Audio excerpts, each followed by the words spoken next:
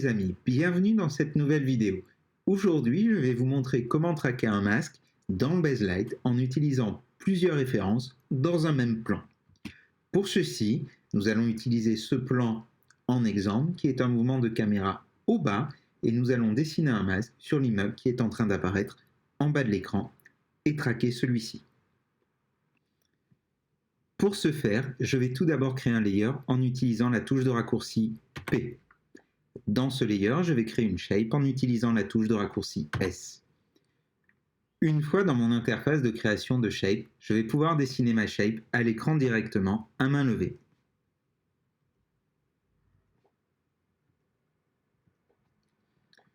Une fois ma shape créée, je peux afficher son alpha en appuyant sur la touche O.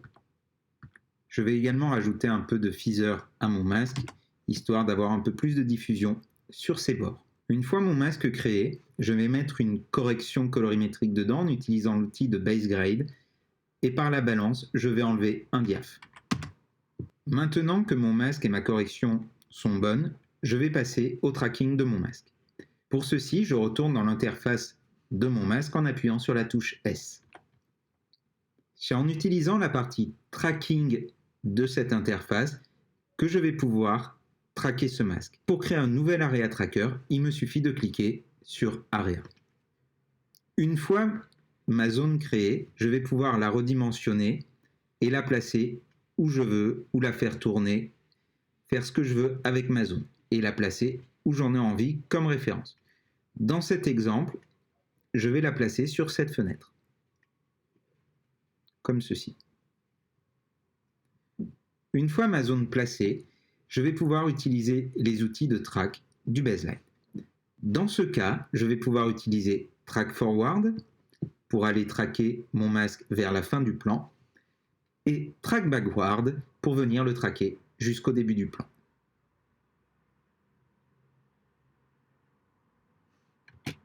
Comme vous pouvez le voir, ma fenêtre, donc ma référence sortant de l'écran, le tracker commence à faire n'importe quoi.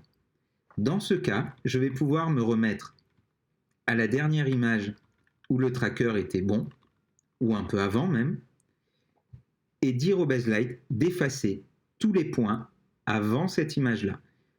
Pour ce faire, c'est très simple, je clique sur Delete Backward Result. À partir de ce moment-là, je vais pouvoir définir une nouvelle zone de track.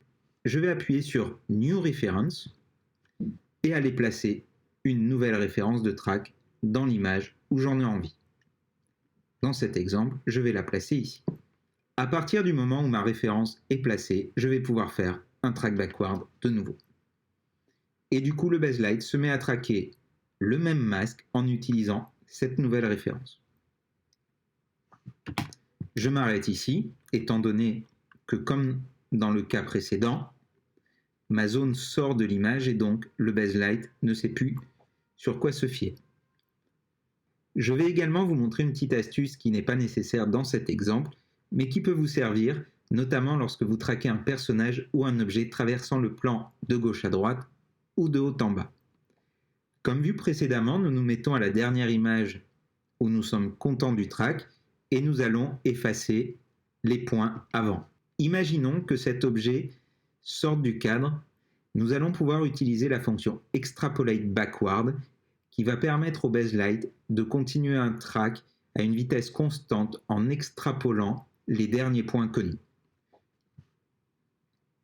Ce qui s'est passé, c'est qu'il a pris la dernière zone de l'image connue pour extrapoler ces points à même vitesse.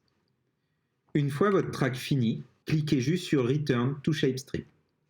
Et vous pouvez voir dans la partie de tracking que la shape est maintenant traquée. Pour contrôler ce track, il vous suffit de faire play.